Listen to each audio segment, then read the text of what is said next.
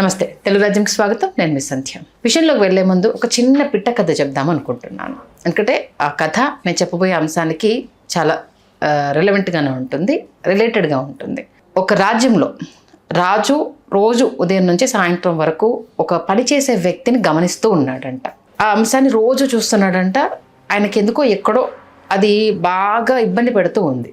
ఏంటి అనేసి మంత్రిని పిలిచాడు. మంత్రివర్య, నేను ఒక విషయాన్ని గమనించాను, నన్ను బాగా అది ఇబ్బంది పెడుతుంది, దానికి నువ్వు సమాధానం చెప్పాలి అనేసి అని చెప్తాడు. ఏంటి మహారాజా అని అడిగితే, మన కింద పనిచేస్తున్న దాసి అంటామా, సరే వర్కర్ అనుకోండి, చాలా సంతోషంగా ఉదయం వచ్చినప్పటి నుంచి ఎంత సంతోషంగా ఉన్నాడో రాత్రి వెళ్ళేంత వరకు అంతే సంతోషంగా ఉంటున్నాడు, అసలు ఎట్లా సాధ్యమవుతుంది ఇది అనేసి క్వశ్చన్ చేశాడంట. అరే అతని దగ్గర నార్మల్ సాధారణ జీవితం గడుపుతున్నాడు తను, మనమేమో రాజభోగాలు అనుభవిస్తున్నాం, అయినా సరే ఇంత మనశ్శాంతిగా ఉండలేకపోతున్నాం, తను ఎలా ఉండగలుగుతున్నాడు అనేసి అంటే, ఓకే అతను మనశ్శాంతిగా ఉన్నాడు, అది మీకు నచ్చలేదు కదా, అతను మనశ్శాంతిని దూరం చేయాలా అని అడిగాడు. ఎలా సాధ్యమవుతుంది అనేసి అన్నాడు. సరే అన్నారు కదా, నాకు ఒక 99 బంగారు నాణాలను ఒక బిందెని ఇవ్వండి అని అన్నాడు. ఇచ్చేశాడు రాజు. ఇచ్చేసిన తర్వాత తన ఇంటి దగ్గర ఆ బంగారు నాణాల బిందెని పెట్టేసి ఒక లెటర్ రాశాడు. ఈ బిందెలో 100 నాణాలు ఉంచడం జరిగింది, నువ్వు చాలా కష్టపడుతున్నావు కాబట్టి నీకు ప్రతిఫలం దక్కాలని ఈ బిందెని ఇంటి దగ్గర పెడుతున్నానని ఆ లెటర్లో రాసి పెట్టాడంట. 100 బంగారు నాణాలు ఉన్న బిందె అనేసరికి మనిషి సంతోషం ఎలా ఉంటుంది, అందులో ఒక సాధారణ జీవితం గడుపుతున్న ఒక పనివాడి ఇంటి ముందు ఆ నాణం బిందె కనిపిస్తే వాడి సంతోషం ఎలా ఉంటుంది, కుటుంబం అంతా చాలా సంతోషంగా ఉంది, దాన్ని లెక్కించడం స్టార్ట్ చేశారంట. తీరా చూస్తే దాంట్లో 99 నాణాలు మాత్రమే ఉన్నాయంట, ఇంకొక నాణం లేదంట. ఆ ఒక్క నాణం కోసం రాత్రంతా ఇల్లు మొత్తం జలడబట్టేసినట్ట, ఎక్కడ పడితే అక్కడ దేవులాడుతున్నారంట, ఎక్కడ పోయింది అనేసరి దాని మీదనే ఫోకస్ పెట్టారంట. చివరికి ఎట్లా అయిపోయిందంటే, అప్పటి వరకు అన్యోన్యంగా చూసుకునే భార్యను, అపురూపంగా చూసుకునే పిల్లల పైన కూడా చేయి చేసుకున్నాడంట. అదే ధ్యాసతోటి ఏంటిది రాజు దర్బార్కి వెళ్ళాడంట, ముభావంగా పనిచేసుకుంటున్నాడంట. రాజు చూసి, ఏంటి నిన్నటి వరకు అంత సంతోషంగా ఉన్నాడు, ఇవాళంటే ఇంత ముభావంగా ఉన్నాడు అని అంటే, అదే మహారాజా, నేను మనం 99 నాణాలు పెట్టాము, దాంట్లో ఒక నాణం మిస్ అయిపోయింది, ఆ ఒక్క నాణం మిస్ అవ్వడంతో కుటుంబంలో కలతలు వచ్చాయి, ఎక్కడ పోయింది అనేసి అని భార్యను కొట్టాడు, పిల్లల్ని అడిగారు, మీరే తీశారు అనేసి అని ఇదంతా జరిగిందని అంటే, ఏంటి ఇలా ఏందో జరిగిందని అంటే, మనిషి తత్వం అది, ఒక్క నాణం పోతే పోయిందిలే, 99 నాణాలు ఉన్నాయి కదా అన్న ఆలోచన మరిచి, విచక్షణను మరిచి, అప్పటిదాకా ఎలాంటి కలతలు లేని కుటుంబంలో ఆ ఒక్క నాణం పెట్టిన చిచ్చు అతని మనశ్శాంతిని దూరం చేసింది. ఎవరైనా, మీరైనా, నేనైనా అంతే, మనకున్న 99 పాజిటివిటీని మనం చూడము, లేని ఆ ఒక్కదాని కోసమే అలమటిస్తాము, ఆరాట పడతాము, దానికోసము చచ్చిపోవడానికైనా సిద్ధపడతాము, అదే జరుగుతుంది అనేసి అని చెప్పాడు. ఎందుకు ఈ కథ చెప్పానంటే, చెల్లపల్లి విజయారెడ్డి ఇన్సిడెంట్ ఇప్పుడు ఒక సెన్సేషన్గా మారింది. బ్రతకడానికి ఆమెకు 99 అవకాశాలు ఉన్నాయి. సమస్య ఏదైనా కానీ 99 అవకాశాలు అంటే, రోజు పొద్దున్నే లేచినప్పటి నుంచి ఇంటికి వెళ్ళేంత వరకు చెత్తూడ్చేవాళ్ళు, కూలి పని చేసుకునే వాళ్ళు, బిల్డింగ్ పని చేసుకునే వాళ్ళు, ఎక్కడెక్కడో అంతస్తుల పైకి ఎక్కేసి గ్లాస్ క్లీన్ చేసుకునే వాళ్ళు, అంటే ఏసీ రూమ్లో కూర్చొని చేస్తున్న పనికి వాళ్ళు కష్టపడుతున్న దానికి చూస్తే దేవుడు మనకు మంచి జీవితం ఇచ్చాడు అనేసరి కృతజ్ఞతతో ఉండాలి అనేసి చాలామంది చెప్తారు. ఇలాంటి అనేక విషయాలు మన కళ్ళ ముందు ఉన్నా ఏదో ఒక చిన్న అంశం బాధించింది అనేసని మనము శిక్ష వేసుకోవడం, బలవన్మరణానికి పాల్పడ్డము ఈ కథకి అందుకే చెప్పడం జరిగింది. అంటే ఇప్పుడు జరుగుతున్న పరిస్థితులు ఇదొకటనే కాదు, చాలా విషయాలు. వర్క్ ఒత్తిడి ఎక్కువైపోయిందని ఒక సాఫ్ట్వేర్ ఇంజనీర్ సూసైడ్ చేసుకున్నాడు. వడ్డీ అంటే యాప్ లోన్స్లో అమౌంట్ తీసుకుంటే వాళ్ళ ఫ్యామిలీని డిస్టర్బ్ చేస్తున్నాడు అనేసి అతను బలవన్మరణాలు పాలు. ఫోన్ తీసుకున్నారని చెప్పేసి పిల్లలు సూసైడ్లు చేసుకోవడం, ఈ చదువులు చదవలేకపోతున్నాము అంటూ స్టూడెంట్స్ సూసైడ్ చేసుకోవడం, దానికి ఆల్టర్నేట్స్ ఉన్నాయి, ప్రత్యామ్నాయాలు ఉన్నా కూడా వాటిపైన ఫోకస్ పెట్టకపోవడం అనేది బాధించదగ్గ విషయం. ఇక విషయానికి వస్తే, చెల్లపల్లి విజయారెడ్డి ఇన్సిడెంట్కి సంబంధించి ఇప్పుడు 2 విషయాలు.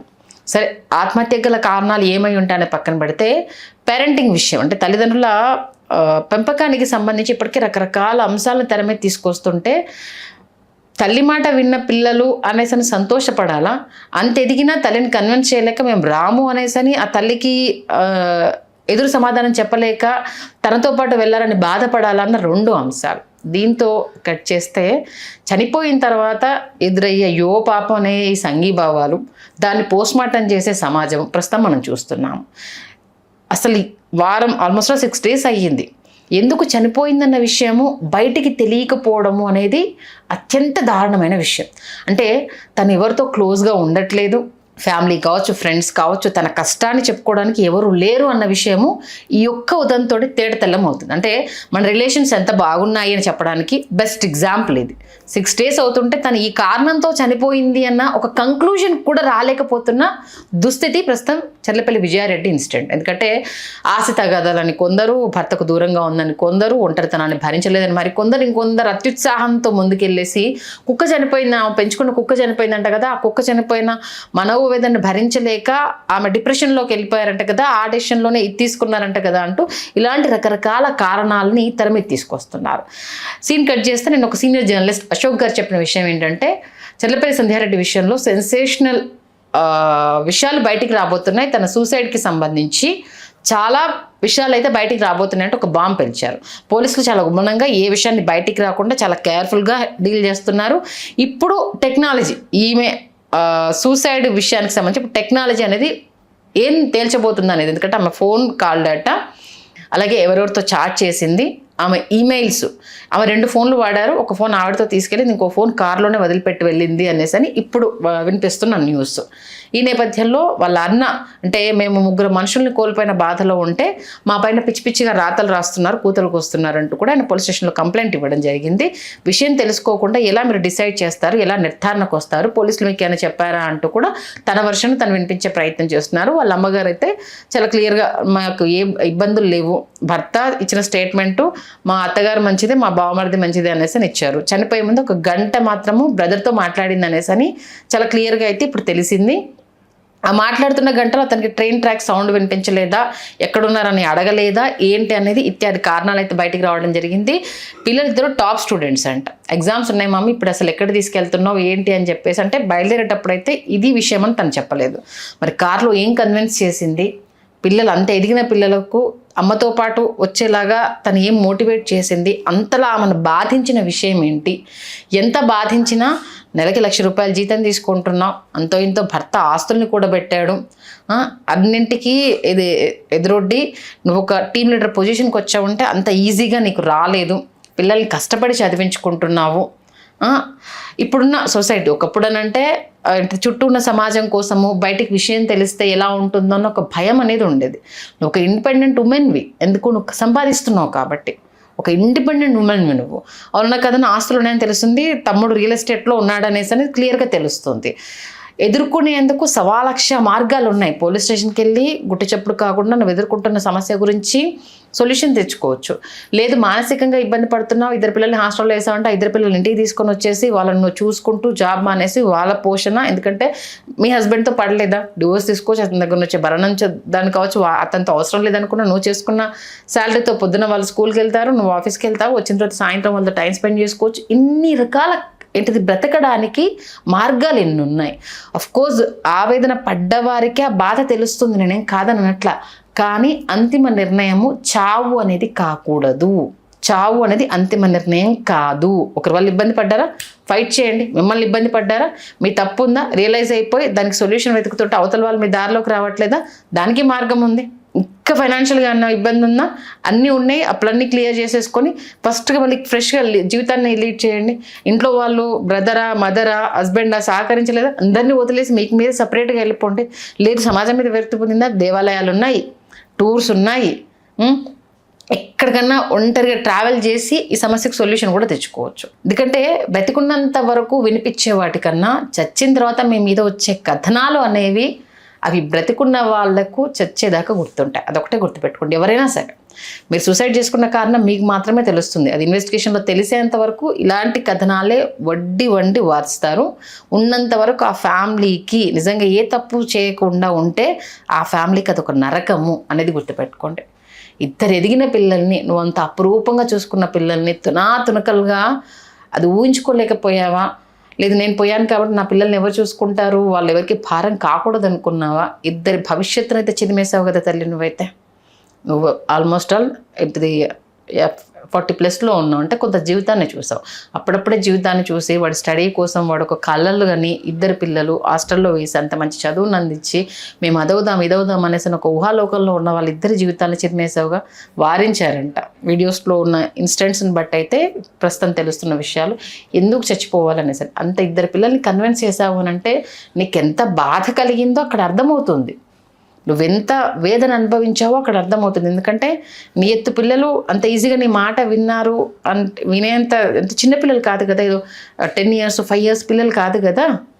అంత పెద్ద పిల్లలు నీ మాట విన్నారు అంటే నేను ఎంత బాధించింది, వాళ్ళు నువ్వెంత కన్విన్స్ చేసావు, దానివల్ల నువ్వెంత నరకవేదన అనుభవించావు అనేది వాళ్ళు అర్థం చేసుకున్నారు అనేది అక్కడ లోకో పైలట్. అమ్మా తప్పుకోండి తప్పుకోండి అనేసి అని అరుస్తున్నా కూడా కదలకుండా ముగ్గురు ట్రాక్ మీద కౌగులించుకొని నిల్చున్నారంట. ఇక్కడ ట్రైన్ వాళ్ళు మనకు తెలిసిందే కదా, ఎక్కడో బ్రేక్ వేస్తే అది ఎక్కడో స్టేషన్ వస్తుంది అనగా ఎక్కడో బ్రేక్ వేస్తే ఎక్కడో వచ్చి ఆగుతుంది. అతను చూశాడంట, తన ఆవేదన చెప్పలేకపోయాడు. అతను నన్ను పక్కకు జరగండి అనేసి అరుస్తున్నా వాళ్ళు కదలలేదమ్మా, మేమేం చేయలేని దుస్థితి అనేసి అంటూ ఆవేదన పడడం జరిగింది. ప్లీజ్, సమస్య ఏదైనా సరే చావు పరిష్కారం కాదు. సమాజము మనం ఏం చేస్తున్నాం అన్నది బ్రతుకున్నంత వరకు పట్టించుకోవడం లేదు. చనిపోయిన తర్వాతనే దాని మీద రకరకాల కూతలు వస్తున్నాయి, రకరకాల రాతలు వస్తున్నాయి. అవకాశం ఇవ్వకండి. మీ లైఫ్ మీ ఇష్టం, మీరు ఎలా బ్రతకాలనుకుంటున్నారో అలా బ్రతకండి. ఒకరిని ఇబ్బంది పట్టనంత వరకు మనం ఎలా బ్రతికినా సమాజం ఏమనుకున్నా మనకు అనవసరమైన విషయము. బ్రతకడానికి చాలా రకాల మార్గాలు ఉన్నాయి. తప్పు చేసిన వల్ల నిర్భయంగా బ్రతుకుతున్నారు. ఏ తప్పు చేయకుండా ఎందుకంత బలవన్మరణాలకు పాల్పడ్డా? ఇప్పుడు ఏమైపోయింది, ఏదో తప్పు చేసింది, ఏదో జరిగింది, అది ఏది బయటకు వస్తుందో అన్న భయంతోనే నువ్వు సూసైడ్ చేసుకున్నావు అంటూ నీ మీద వస్తున్న కథనాలు ఇప్పటివరకు నువ్వు ఎలా బ్రతికావో కూడా ప్రపంచానికి తెలియదమ్మా విజయారెడ్డి. సీరియస్గా నువ్వు ఇప్పటివరకు ఎలా బ్రతికావు, అసలు నువ్వెవరు అన్నది కూడా ఒక నీ సర్కిల్లో తప్పితే ప్రపంచానికి తెలియదు. నీ చావుతో ప్రపంచానికి నీ మీద నువ్వే లేనిపోని రాతలు రాసే అవకాశం ఇచ్చేసి వెళ్ళావు. అంటే వారం రోజులు అయినా ఆల్మోస్ట్ ఇంకా 1 day అయితే వారం రోజులు 6 days అయిపోయింది. ఇప్పటి వరకు సూసైడ్కి సంబంధించి కారణాలు తెలియకపోవడం అనేది చాలా చాలా విచిత్రంగా వింతగా ఉంది. చూద్దాం మరి ఈ కేసుకు సంబంధించి మిస్టరీ వీడుతుందా?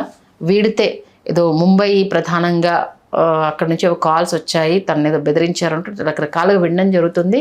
వీటన్నింటికి చెక్ పడాలి అంటే పోలీసులు దీనికి సంబంధించి సమగ్ర దర్యాప్తు జరిపి వాళ్ళ విచారణలో ఏం తేలిందని బట్టబయలు అయితే తప్పితే భర్త తెల్ల లేకపోతే చుట్టూ ఉన్న ఇంకేదన్నా కారణమా అనేది బయటకు వస్తుంది. బట్ అప్పటి వరకు ఒక వ్యక్తి చావుకు సంబంధించి అయితే ఇష్టమైనట్టుగా రాసి మాత్రము వాళ్ళ కుటుంబాన్ని అయితే బదనాం చేయకండి ప్లీజ్. దయచేసి చనిపోయారు మనిషి, ఆమె ఎవరిని ఇబ్బంది పెట్టలేదు, ఆమె ఎవరి వల్ల ఇబ్బంది పడిందేమో. ఇబ్బంది పెట్టిన వాళ్ళ గురించి మనం ఎంత మాట్లాడినా అంటే కుక్కర్లో ఉడకబెట్టిన సంఘటనలు కావచ్చు, తప్పలేకపోయినా భార్యను హింసించిన సంఘటనలు కావచ్చు, పిల్లల్ని క్రూరంగా చంపిన వాళ్ళ గురించి మనం ఎంత మాట్లాడినా తప్పలేదు. కానీ ఇలాంటి విషయాలు, సెన్సిటివ్ విషయాలు వచ్చేసరికి మాత్రం కాస్త జాగ్రత్తగా మసులుకుంటే బాగుంటుంది. హలో, తెలుగు రాజ్యం ఛానల్ చూస్తున్నారా? సామాజిక రాజకీయ జీవన చిత్రణే తెలుగు రాజ్యం. అతిశయోక్తులు అసత్యాలు ఉండవు. రాజకీయ కోణం కాదు, ప్రజా కోణమే కొలబద్ద.